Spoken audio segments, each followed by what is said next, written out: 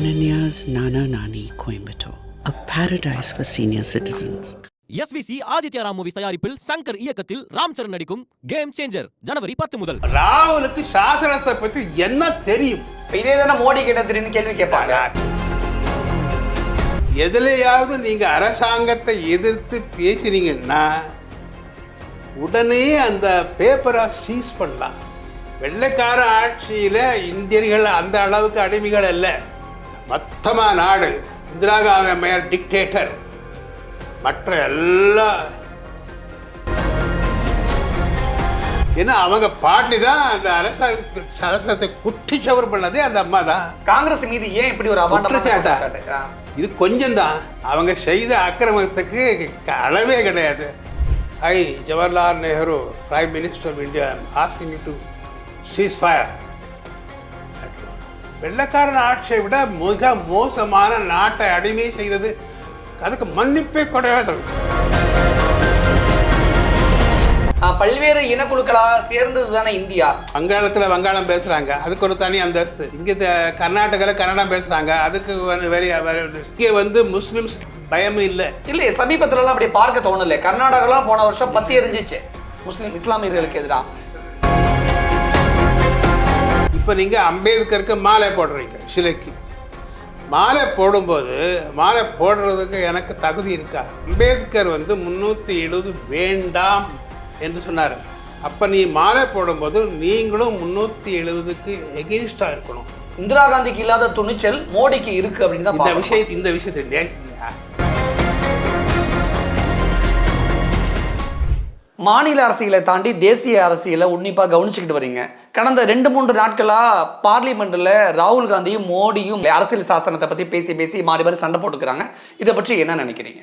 All இண்டியாவில் வந்து நம்ம கடந்த ஒரு 60-70 ஆண்டுகளாக நம் காஷ்மீர் பிரச்சனை,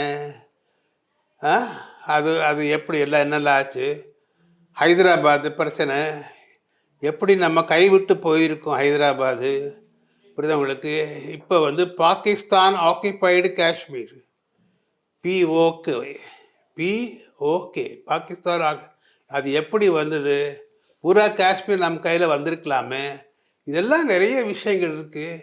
நம்ம இந்தியா, நாங்கள் ஒரு சின்ன ஹோல் இந்தியா நமக்கு. ஏன்னா நமக்கு எதிரிகள் வந்து யார்? அங்கே பக்கத்தில் அங்கே சைனா, இந்த பக்கம் பார்த்திங்கன்னா இப்போ சைனா வந்து ஸ்ரீலங்காவை பாக்கெட் பண்ண பார்க்குறது, சைனா பங்களாதேஷ்க்கு ஹெல்ப் பண்ண பார்க்குறது, சைனா பாகிஸ்தானுக்கு ஹெல்ப் பண்ணுறது, இதெல்லாம் நமக்கு வந்து. அதனால் ஆல் இண்டியா பாலிட்டிக்ஸ் பற்றி நம்ம சிந்திக்க வேண்டியது மிக அவசியம் அப்படின்றது என்னுடைய கருத்து. இப்போ இருக்கிற நிலைமையில் நம்ம அரசியல் சாசனத்தை பற்றி பேசி கொண்டு இருக்கிறார்கள். 2 நாட்களாக நாடாளுமன்றத்தில் அரசியல் சாசனத்தை பற்றி பேசி கொண்டிருக்கார்கள். அதில் வேடிக்கை என்னென்னா, இப்போ புதுசாக எம்பியாக வந்தால் அம்மையார் மதிப்புக்குரிய பிரியங்கா காந்தி வாட்ரா, அவர் வந்து இன்னும் என்ன பேசுகிறாங்கன்னு தெரியல, எனக்கு புரியல. ஏன்னா அவங்க பாட்டி தான் அந்த அரசாங்கத்தை குட்டிச்சவர் பண்ணதே அந்த அம்மா தான். காங்கிரஸ் மீது ஏன் இப்படி ஒரு அபாண்டா? இது கொஞ்சம் தான். அவங்க செய்த அக்கிரமத்துக்கு அளவே கிடையாது. நான் வந்து சுதந்திரத்தில் அடி வாங்கினவன். வெள்ளைக்கார ஆட்சியில் இந்தியர்கள் அந்த அளவுக்கு அடிமைகள் அல்ல. 4 திருத்தங்களை கொண்டு வந்தாங்க. இன்னைக்கு பேசுகிறாங்கல்ல, எந்த நாக்கை வச்சு பேசுகிறாங்க? 38வது திருத்தம் எமர்ஜென்சி நேரத்தில் கொண்டு வந்தாங்க. என்ன திருத்தம்? 38வது திருத்தம். 38வது திருத்தம் மூலமாக யாரை வேண்டுமானாலும் மீசார போட்டுடலாம், கோர்ட்டுக்கு போக முடியாது. மீசா சட்டத்தை கோர்ட்டினுடைய எல்லைக்குள்ளே வராமல் ஒரு புது சாசனத்தை வரைந்து, ஸோ ஜட்ஜஸ் ஆர் ஹெல்ப்லெஸ். உங்களும் மீசா யாராலும் மீசா பண்ணலாம். அந்த மாதிரி 38. அதை பற்றி யாராவது காங்கிரஸ்காரங்க பேசுகிறாங்களா? அதுக்கு அவங்க எத்தனை தடவை மன்னிப்பு கேட்டாலும் போதாது. இந்த மாதிரி ஒரு தவறான திருத்தத்தை பாரதிய ஜனதா வாஜ்பாய் கொண்டு வந்திருக்காரா, மோடி கொண்டு வந்திருக்காரா? அது 38. 39 என்ன, நீங்கள் ஆச்சரியப்படுவீங்க. இந்த பிரைம் மினிஸ்டருடைய தேர்தல் கோர்ட்டுக்கு அவுட் சைட். பிரைம் மினிஸ்டர் தேர்தலில் ஏதாவது தவறு நடைபெற்றால் அதை பற்றி நீங்கள் கோர்ட்டுக்கு போக முடியாது. இது எமர்ஜென்சி திருத்தம். அதான் பண்ணி கொண்டு வந்து அவங்களுக்கு எந்த தைரியத்தில் பேசுகிறாங்க அவங்க. ரெண்டு கட்சியுமே ராகுல் காந்தி பிரதமர் மோடி ரெண்டு பேரும் மாறி மாறி சண்டை போட்டுக்கிறாங்கல்ல. ராகுலுக்கு சாசனத்தை பற்றி என்ன தெரியும்? இதே தானே மோடி கிட்ட தெரியும் கேள்வி கேட்பாங்க. நான் சொல்றதுக்கு அதில் கொஸ்டின். இந்த சாசனத்தை பற்றி தவறு இது மோடி என்ன திருத்தம் கொண்டு வந்தார்? ஒன்றும் திருத்தம் கொண்டு வரல. வாஜ்பாய் நான் வர்றேன், வாஜ்பாய் கொண்டு வந்து திருத்தம் நான் சொல்கிறேன். அது பாரதிய ஜனதாவால் ஒரு திருத்தம் கொண்டு வந்திருக்கு. இருக்கு அதுதான் முக்கியம். 39 தான் சொன்னேன்னா 40 இப்படி டிவியில் நீங்கள் பேச முடியாது, பேப்பரில் பேச முடியாது. எதுலையாவது நீங்கள் அரசாங்கத்தை எதிர்த்து பேசினீங்கன்னா உடனே அந்த பேப்பரை சீஸ் பண்ணலாம். அதுக்கப்புறம் அதுக்கு அந்த சொந்தக்காரரை அரெஸ்ட் பண்ணிடலாம். யாராவது சட்டசபையில் நாம் பேசினோம்னா, நாங்கள் அப்போ சட்டசபை நடந்துட்டு இருக்கு, நான் கலைஞரை எதிர்த்து காட்டமாக பேசிட்டு இருக்கேன். கலைஞர் சிரிக்கிறாரு. பிரியாம்பலா இது எல்லாம் போட்டு கம்ப்ளீட்டாக அதான் இந்த 4 சாஸ்திர திருத்தங்கள் வந்த உடனே மொத்தமாக நாடு இந்திரா காந்தி அம்மையார் டிக்டேட்டர், மற்ற எல்லாம் அவ்வளோதான். புக் அப் சிப், ஒன்றும் பேச முடியாது. பேசினாங்க. கடைசியில் என்ன ஆச்சு? கலைஞர் வீட்டுக்குள்ளே புகுந்துட்டாங்க. புகுந்து இந்திய சீஃப் மினிஸ்டர் மரியாதைக்குரிய மாண்புமிகு ஸ்டாலின் அவர்களை திடீரென்று கொண்டு போய் போட்டாங்க. வெள்ளைக்காரன் ஆட்சியை விட மிக மோசமான நாட்டை அடிமை செய்தது. அதுக்கு மன்னிப்பே கிடையாது. என்ன மன்னிப்பு இருக்கு? கடைசியில் அது போய் சிட்டிபாபு இடையில வரலன்னா என்ன ஆயிருக்கும்? கடைசியில் சிட்டிபாபு அவர் வாங்கிட்டார். நல்ல வேளை இவர் ஸ்டாலின் என்ன தவறு பண்ணாரப்பா? அங்கே அவங்களுடைய இது தீர்ப்பு செல்லாதுன்னு 12ஆம் தேதி ஜூன் அலகாபாத் ஹைகோர்ட்டு தீர்ப்பு கொடுத்தது. அதுக்கு இங்கே ஸ்டாலினுக்கு என்ன சம்பந்தம்? ஏதாவது யோசனை பண்ணீங்களா? நீங்கள் பேசிட்டு இருக்கீங்க யாரும் சொல்ல. அது நான் இருந்து கம்ப்ளீட்டாக தலைப்பண்ணு முடிஞ்சு போச்சு. இது ஹோல் கண்ட்ரி பிகேம் டிக்டேட்டர். இந்த இருக்கிற பூரா பேர் ஸ்லேவ்ஸ். இது நல்ல வேளையாக அந்த ஆட்சி பிறகு அந்த அம்மா திருப்பி வருவோன்னு நினச்சாங்க. வர முடியல. மொரார்ஜி வந்தார். மொரார்ஜி எப்படி வந்தார்? வாஜ்பாயினுடைய அந்த ஜனசங்க ஆதரவு எம்பிஸ் மூலமாக வந்தார். இல்லைன்னா முடியாது. மொரார்ஜி கொஞ்சம் டிக்டேட்டர்ஷிப் கொஞ்சம் இருக்குது அவருக்கு, அந்த மைண்டு ஸ்லைட்டில் இருக்குது. இப்போ அவர் வரும்போது அந்த 38, 39, 40 ஃபுல் பவர் அவருக்கு வந்தாச்சு. அவர் ஒன்றும் பண்ண வேணாம். அந்த பவரை வச்சுக்கிட்டு என்ன வேணாலும் பண்ணியிருக்கலாம். புரியுதா? வாஜ்பாய் அவருக்கு. அதனால தான் வாஜ்பாய் எல்லாராலும் கொண்டாடப்படுறாரு. அவர் சொல்றது வேண்டாம், அட்வைஸ் பண்ணார்.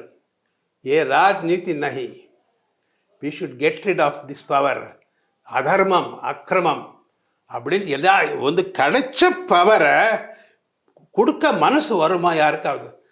கம்ப்ளீட்டாக அந்த பவர் எல்லாம் எடுத்து 44வது இந்தியாவிலேயே மிக சிறந்த திருத்தம் 44. எல்லாருக்கும் சுதந்திரம் கொடுத்தது 44வது. That's called 44th constitution amendment 1978. அதில் இது எல்லாத்தையும் நல்லிஃபை பண்ணி இன்னைக்கு என்ன யார் வேணால் என்ன வேணால் பேசலாம். நான் சொல்கிறது this is a track record. இவங்க என்ன இப்போ பண்ணிட்டு இருக்காங்க? மோடி கையில் சாசனம் வந்ததுன்னா அவர் டிக்டேட்டர் ஆகிடுவார். டிக்டேட்டர் நம்ம டிக்டேட்டர்ஷிப்பை விட்டது வாஜ்பாயினுடைய வழியில் வந்தவர் மோடி. மோடி ஏதாவது ஒரு சட்டத்தை டிக்டேட்டர்ஷிப் சட்டத்தை கொண்டு வந்திருக்காரா? வாஜ்பாய் ஏதாவது டிக்டேட்டர் சட்டத்தை கொண்டு வந்திருக்காரா? ஆக நான் எதற்கு சொல்கிறேங்கன்னா, இதை பற்றி நம்ம யாரும் ஒன்றும் பேசுறதில்லை.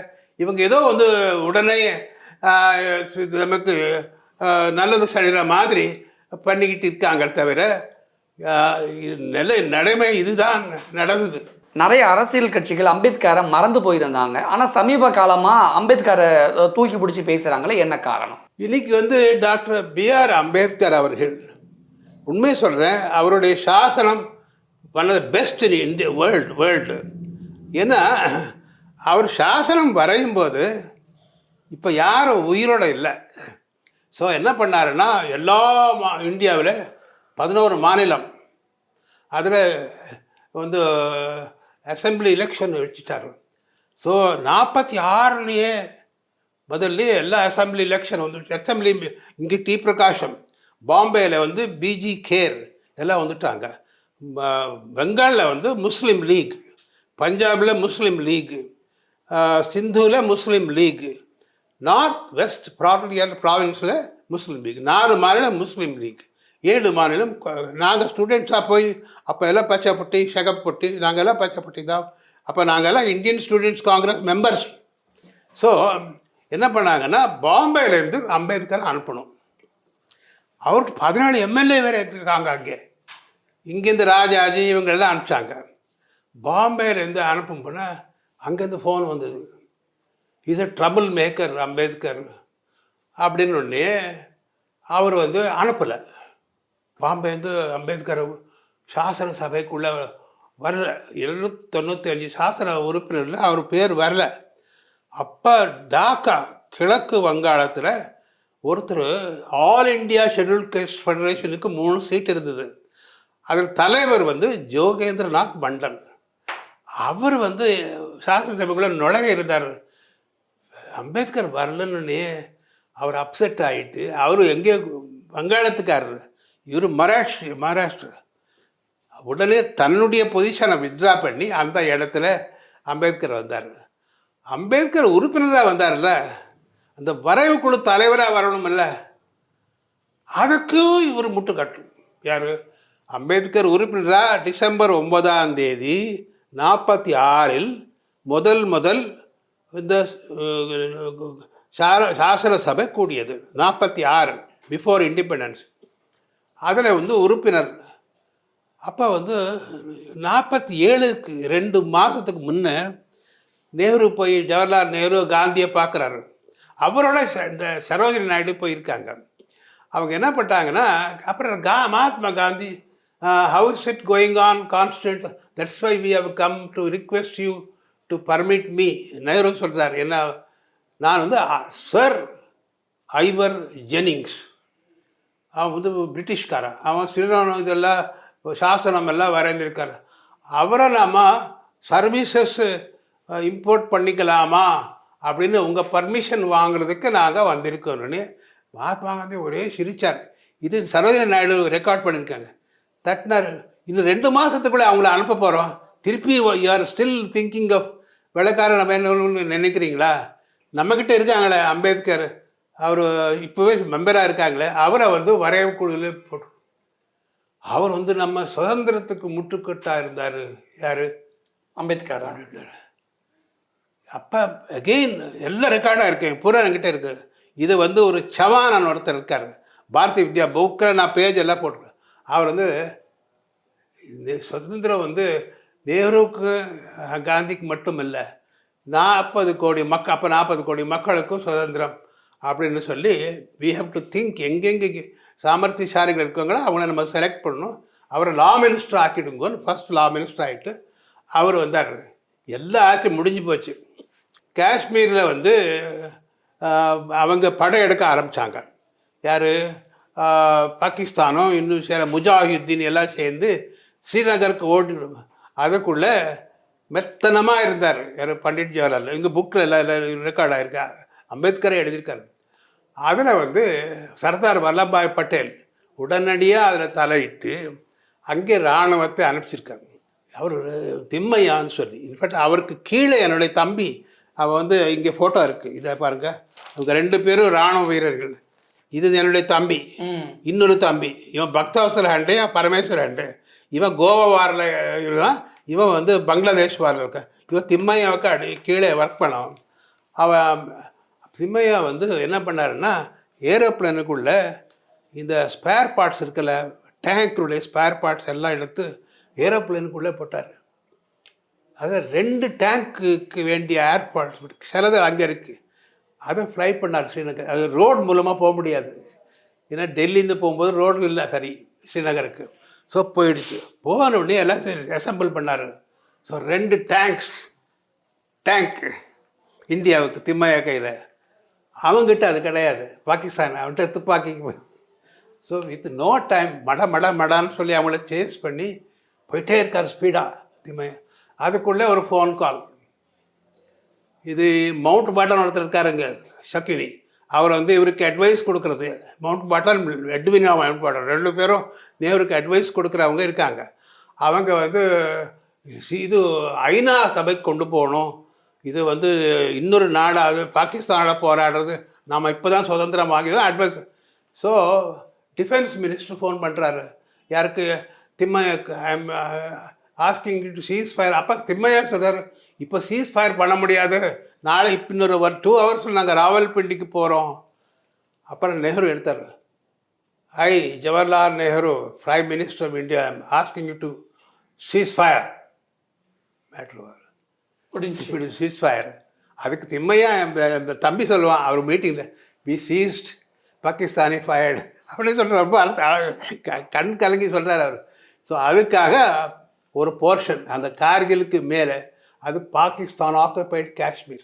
ஓ, அதுதான் பாகிஸ்தான் ஆக்குபைடு காஷ்மீர் இன்னைக்கு சொல்ல அது முடிஞ்சுது. இப்போ ஒன்றும் இல்லை. அதுக்கப்புறம் இவருக்கு ஒரு ஃப்ரெண்டு ஷேக் அப்துல்லா, இவரை இது பண்ணி பிரைம் மினிஸ்டர் ஆஃப் காஷ்மீர் ஆகிட்டார். தமிழ்நாட்டுக்கு சீஃப் மினிஸ்டர், பாம்பேக்கு சீஃப், எல்லாத்துக்கும் சீஃப் மினிஸ்டர், காஷ்மீருக்கு மட்டும் பிரைம் மினிஸ்டர். அதுக்கும் ஒத்துக்கிட்டார்.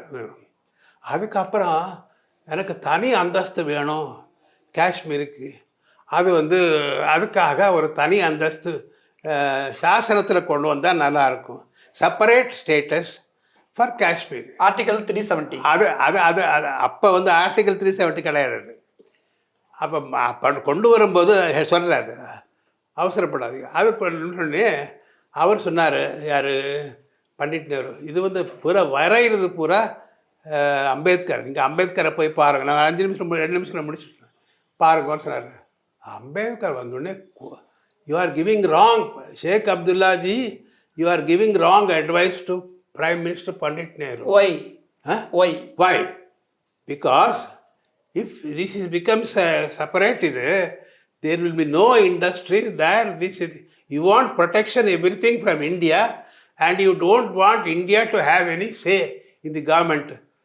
அவருடைய இது புக்கில் இருக்குது, சென் குப்தான்னு எழுதியிருக்காரு. அவர் ஒரு புக்கில் எழுதியிருக்காரு, அது வல்லபாய் பட்டேல் புக், அதில் எழுதியிருக்காரு கான்வர்சேஷன். யார் சொன்னது, Ambedkar. As law minister of India will not be a party to this treacherous move. You may go. பட்டார். போன உடனே நேரு இவர்கிட்ட வந்து கேட்டுக்கணும், என்ன உங்கள் அப்ஜெக்ஷன், கேட்கல. அவர் உடனே என்ன பண்ணாருன்னா, அவருக்கு வந்து ஒருத்தர் இருக்கார், கோபால்சாமி என்ஜிஐ ஐயங்கார், இவர் சொன்னபடி ஆடுறவர். அவர் இதில் இருக்கார், சாசன மெம்பர், சேர்மன் கிடையாது. அவர்கிட்ட சொல்லி யூ இன்ட்ரோடியூஸ். கடைசியில் 306A நீங்கள் கேட்டிங்கல்ல, அது வந்து அந்த இன்ட்ரொடியூஸ் பண்ணும்போது அதனுடைய நம்பர் 306A, அந்த நம்பரை போட்டு அது இன்ட்ரொடியூஸ் பண்ணும்போது காலையில் 10 மணிக்கு Ambedkar walk out. Why? Because you are doing something. அவர் சொன்னார்ல, ஆன்டி நேஷனல் சொல்லி வையன்னு சொல்லி. பட் அந்த இடத்துல எனக்கு ஒரு சின்ன கேள்வி இருக்கு. என்னன்னா, இந்தியா வந்து ஒரே மாநில ஒரே மொழிகள் பேசக்கூடிய ஒரே இன மக்கள் கிடையாது இல்லையா? பல்வேறு இனக்குழுக்களா சேர்ந்தது தானே இந்தியா. வேற வேறு மொழிகள் பேசக்கூடிய, வேற வேறு பண்பாடு கலாச்சாரங்களை பின்பற்றக்கூடிய மக்கள் எல்லாம் ஒருங்கிணைத்தது தானே இந்தியா. அந்த வகையில ஷேக் அப்துல்லா கேட்டது வந்து நியாயமான ஒரு கோரிக்கையை தானே. அந்த கோரிக்கை நியாயம்னு சொல்லும்போது, நீங்கள் சொல்லும்போது எனக்கு உங்க மாதிரி நீங்களும் இன்னும் இந்தியாவில் இருக்கிறீங்க. இன்னைக்கு நம்ம வளர்ந்துருக்கோம். பட் 1947 பார்க்கும் பொழுது நீங்க சொல்றது பார்த்தா அந்த பகுதி மக்கள் எல்லாம் தர குடிமக்களை தானே நடத்தப்பட்டிருப்பாங்கன்னு ஒரு ஐயம் அவங்களுக்கு இருந்திருக்கும்ல. வங்காளத்தில் வங்காளம் பேசுறாங்க, அதுக்கு ஒரு தனி அந்தஸ்து. இங்கே கர்நாடகாவில் கன்னடம் பேசுறாங்க, அதுக்கு வேற. நீங்கள் இங்கே வந்து முஸ்லிம்ஸுக்கு எந்த பாதுகாப்பு, எந்த பயமும் இல்லை. இல்லையே சமீபத்துலலாம் அப்படி பார்க்க தோணல. கர்நாடகாலாம் போன வருஷம் பத்தி எரிஞ்சிச்சு இஸ்லாமியர்கள். நான் சொல்கிற பாயிண்ட் இது சப்ஜெக்டை விட்டு அம்பேத்கர் வந்து இது விரும்பலை. நான் சொல்கிற பாயிண்ட் என்ன, அந்த சாசனத்தை 306 பிறகு 370 அது வரும்போது வெளிநடப்பு செஞ்சு அது முடிஞ்சதுக்கப்புறம் வந்து அடுத்தது பண்ணுறாரு. நான் எதுக்கு சொல்கிறேன்னா, இப்போ நீங்கள் அம்பேத்கருக்கு மாலை போடுறீங்க, சிலைக்கு மாலை போடும்போது மாலை போடுறதுக்கு எனக்கு தகுதி இருக்கா? தகுதி எப்படி இருக்குன்னா, அம்பேத்கர் வந்து 370 வேண்டாம் என்று சொன்னார். அப்போ நீ மாலை போடும்போது நீங்களும் 370க்கு எகெயின்ஸ்டாக இருக்கணும். இல்லைன்னா மாலை போடுறது நான் சொல்கிற பாயிண்ட் புரியுது. If you don't agree with him don't do. கபட நாடகம் வேண்டாம், போடணும்னா யாரும் கம்பல் பண்ணல. அது அந்த பாயிண்ட். அன்று அம்பேத்கர் சொன்னதை இந்திரா காந்தி ஒரு லெட்டர் இருக்குது, அந்த அம்மாவுக்கு 370 எடுக்கணும்னு இருந்தது.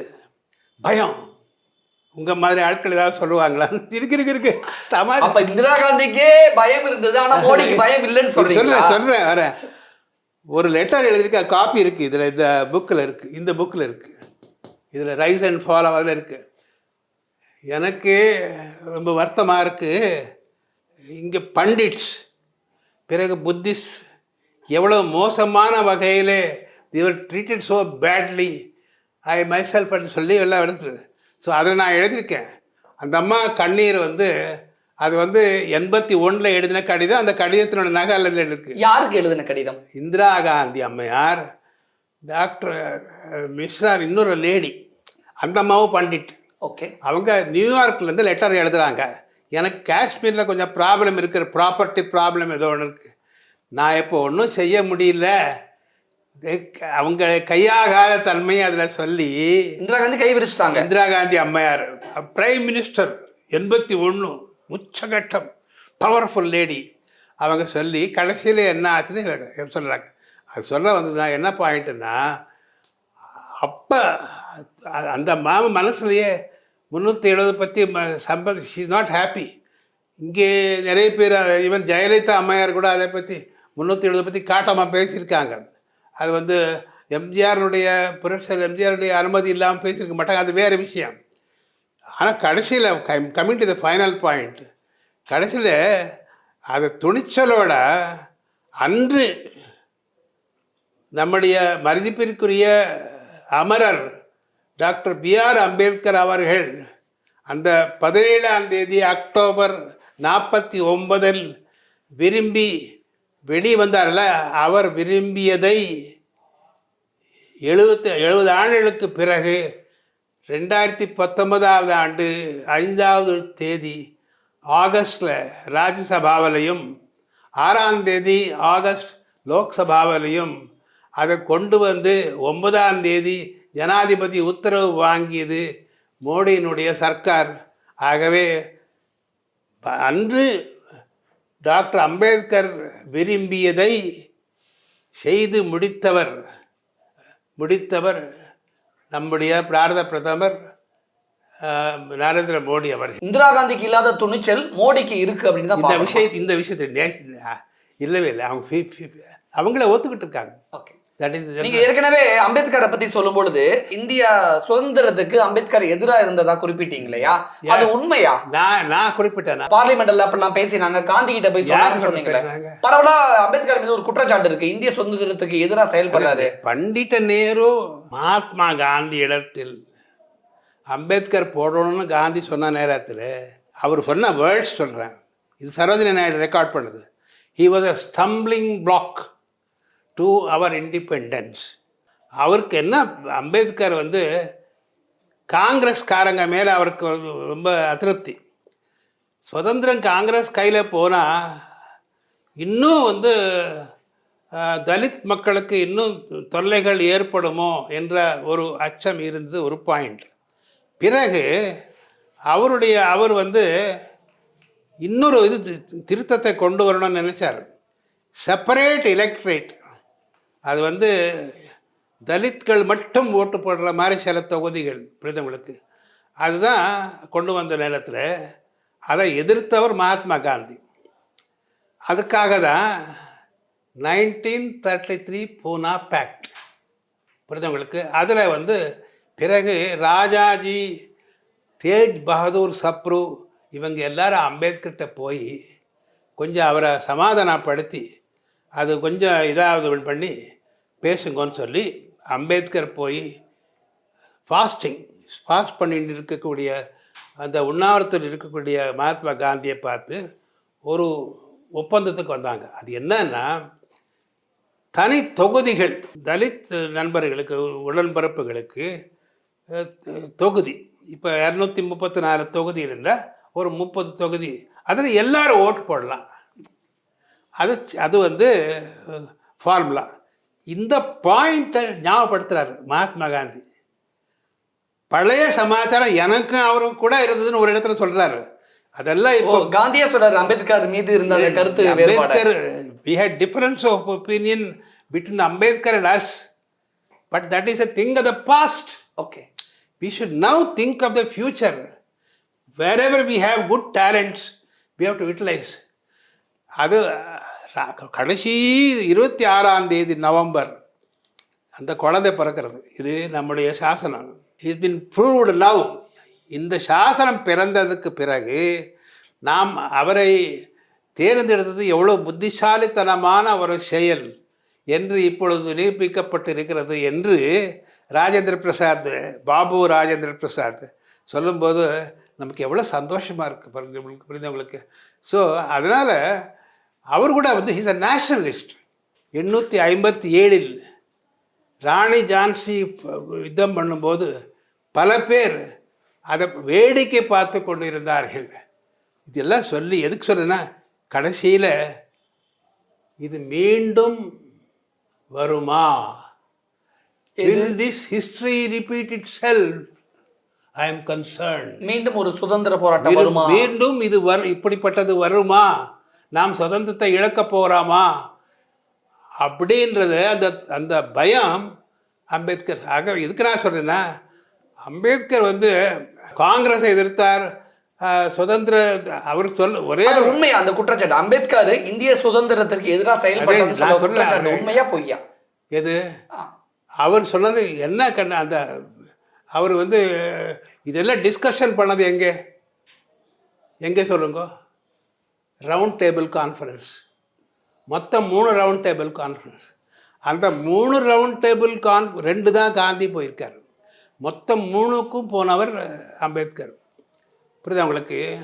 அப்புறம் அம்பேத்கர் வந்து அப்போ என்ன சொன்னார்னா, அவருடைய கருத்து ஷார்ப்பாக பார்த்தீங்கன்னா, சுதந்திரம் வந்து பிரிட்டிஷ்காரன் கையிலேருந்து காங்கிரஸுக்கு போகிறது அதுதான் அவங்க விரும்பலை. That is why he was worried. அம்பேத்கரே விரும்பலை. அம்பேத்கருக்கு அது காங்கிரஸ்காரங்க கையில் போயிடுச்சுன்னா இன்னும் நம்ம தலித்ஸ் அவங்களுக்கு இன்னும் நிறைய. அப்போ இந்திய நாட்டை யார் ஆளணும்னு அம்பேத்கர் ஆசைப்பட்டார்? இல்லை அந்த சுதந்திரம் வரும்போது சொல்கிறேன், அவர் எதிர்த்தது ஃப்ளாட்டாக வந்து he was only worried whether it will go to the wrong hands. That's the point. அந்த பாயிண்ட் சொல்கிறேன், அவர் சொன்னது அதுதான் அங்கே பாயிண்ட்டு. ஆகவே டாக்டர் அம்பேத்கர் வந்து பற்றி he was a great nationalist. Yes Congress இந்தியாவை ஆளக்கூடாதுன்னா யார் ஆளணும்னு விருப்பப்பட்டாருன்னு கேட்குறேன். யாருன்னு சொல்லல. அப்ப இருக்கக்கூடிய நீதி கட்சி கன்சர்ன் அவர் he is expressing his concern. அப்ப காங்கிரஸ்க்கு எதிராக இருந்த ஒரே கட்சினா என்ன கட்சி? I am worried ன்னு அதுக்கு பரிகாரம் என்னன்னு பாயிண்ட் இல்லை. that he didn't say. he expressed his concern. அவ்வளோதான் பாயிண்ட். அதுக்காக தான் மகாத்மா காந்தி அதை வந்து பெருசாக நினைக்கல. தட் இஸ் வை அம்பேத்கரை பற்றி மகாத்மா காந்தியை விட ஒன்றும் ஜவஹர்லால் நேரு ஒன்றும் பெரிய ஆள் கிடையாது. மகாத்மா காந்தியே டாக்டர் அம்பேத்கர் அவர்களை பற்றி உயர்வாக நினச்சி புரியுதவங்களுக்கு not only you put him in the drafting கமிட்டின்னு சொல்லி கடைசியில் நேரு போயிட்டே இருக்கும்போது you also make him the first law minister. அதான் ஹிஸ்ட்ரி. அப்போ அம்பேத்கரை பற்றி சொல்லக்கூடிய அந்த குற்றச்சாட்டு இந்திய சுதந்திரத்துக்கு எதிராக செயல்பட்டான்னு சொல்ல குற்றச்சாட்டு பொய் தான். குற்றச்சாட்டு ஏற்புடையது அல்ல என்பது என்னுடைய கருத்து. Ananya's Nana Nani Coimbatore, a paradise for senior citizens. SVC Aditya Ram movies தயாரிப்பில் சங்கர் இயக்கத்தில் ராம் சரண் நடிக்கும் கேம் சேஞ்சர் ஜனவரி 10 முதல்